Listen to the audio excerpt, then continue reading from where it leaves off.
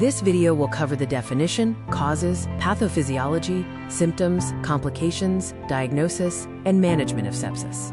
Sepsis is a systemic inflammatory response to a localized infection, which can be viral, bacterial, fungal, or parasitic. It is a life-threatening organ dysfunction caused by a dysregulated host response to infection.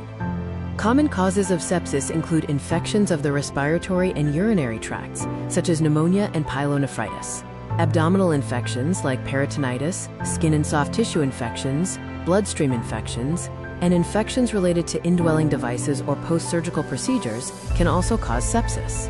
Sepsis begins when infection enters the bloodstream, leading to immune system overactivation and the release of inflammatory cytokines. This causes systemic inflammation, endothelial damage, increased capillary permeability, and vasodilation, resulting in hypotension. Microthrombi form, reducing tissue perfusion and oxygen delivery, ultimately leading to multiple organ dysfunction. Early symptoms of sepsis include fever or hypothermia, chills, tachycardia, tachypnea, malaise, and weakness. As sepsis progresses, severe symptoms like hypotension, altered mental status, oliguria, cyanosis, and dyspnea may appear. Complications of sepsis include septic shock, acute kidney injury, ARDS, disseminated intravascular coagulation, liver failure, cardiac dysfunction, multi-organ failure, and potentially death. Clinical diagnosis often uses the Quick Sequential Organ Failure Assessment, or QSOFA. A patient is positive if 2 or more of the following are present: a respiratory rate of 22 or more per minute, altered mental status, or a systolic blood pressure of 100 millimeters of mercury or less.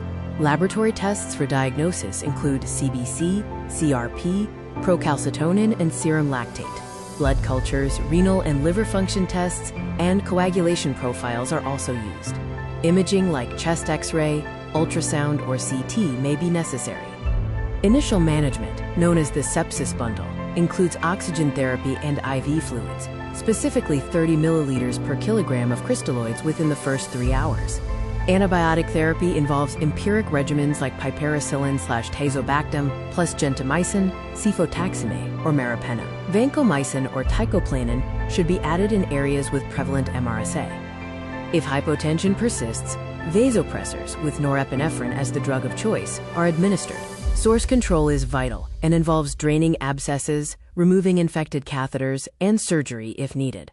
Supportive care includes ICU admission, mechanical ventilation for ARDS, dialysis for acute kidney injury, and antipyretics. Thank you for watching this video on sepsis.